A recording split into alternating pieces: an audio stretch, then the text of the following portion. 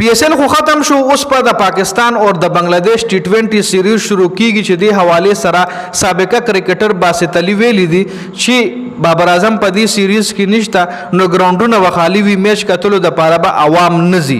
تاسو په PSL کې هم کتلی وی داسې تصویران تاسو له سکرین باندې هم کاری دا د PSL دوران چې کم غټ میچ زو سیمی فائنل میچ الیمینیټر میچ چې کوم پاره کې کراوډ ډېر زیات کم راتلو ګراوند لا او چې د پېښور زلمی کله هم میچونو کراوډ ډېر زیات راتلو سټیډیم به تقریبا فولو کاغه لاهور او کاغه اسلام آباد او کراچي خو بکراوډ کم خو د معمول نه بزیاتو نو په دې وجه باندې بابر اعظم د پاکستان کرکټ یو برانډ یادېږي نو باسط علي هم دا خبره کړې ده چې بابر اعظم نو کراوډ ان لاهور ساده الفاظو کې باسط علي دا خبره کړې ده نو آیا د پاکستان کرکټ چې کوم دی هغه صرف بابر اعظم سره ریلیټډ دی د پاکستان کرکټ بابر اعظم دومره غټ برانډ دی چې د پاکستان کرکټ دا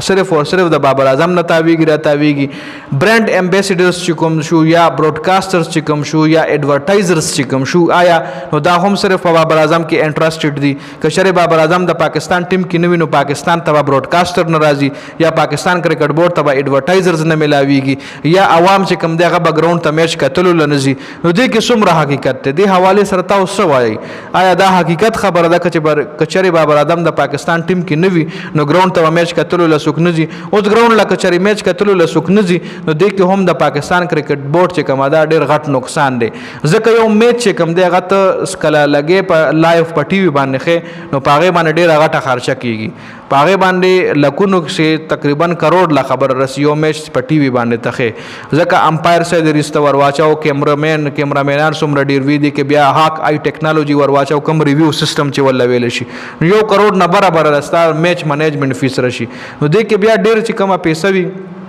دا کراوډ نه هم راټولېږي کراوډ ټیکټ یې اخلي او دغه ټیکټو دا پیسې چې کوموي دا هم پاکستان کرکټ بورډ لزي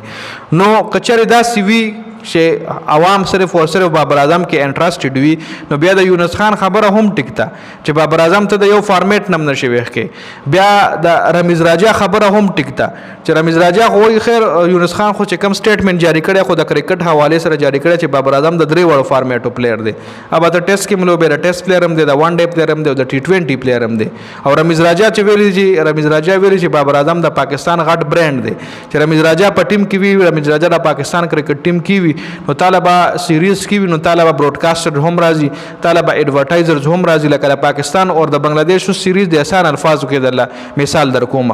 د پاکستان او د بنگلاديش سیریز دی دا بوس په ټي وي باندې خود لکېږي په ټي وي باندې به خود لکې کړو اور چې ختم شي تاسو بغتلی یا کې لړیو شي ډایرکټ پکې وقفه شي په ټي وي باندې بوم ببلګم او پلانای وقفه راشي او ډنګړی وقفه راشي نو دغه وقفو ولا مالکان چې کوم وی د PCB ل پیسې ور کوي روړه دومره پیسې درغه او دما د پاکستان او بنگلاديش میچ کې به دما دا وقفه چلے دما د کمپنۍ دا وقفه بچلے PCB وسره کانټریکټ ساين کې پیسې تیوالي او دا په لکونو کروڑونو روپۍ وي دا زرګونو خبره نه دا د لکونو د کروڑونو خبره د 5 سکند وقفه 10 سکند وقفه چې کومه یغه په لکونو کروڑونو کې خرڅيږي د میچ دوران نو بیا هغه میچ کې وقفه ګرانه خرڅيږي کم میچ کې غټ کلاړیانی کم میچ غټ میچ لکه اوس د پاکستان او انډیا میچ شاهین او نسیم شاه او بابر اعظم او ویرات کوهلی او بومرا او روهیت شرما نو خامخه زما چې کمپنی وي زبم ویم چې لکه را میچ خو به عوام ګوري او د ماره لپاره دا بیسټ پلیټ فارم نه چې دلته ز خپل وقفه ور واچوم د میچ دوران نو زما کمپنی ډېرو خلکو لورسي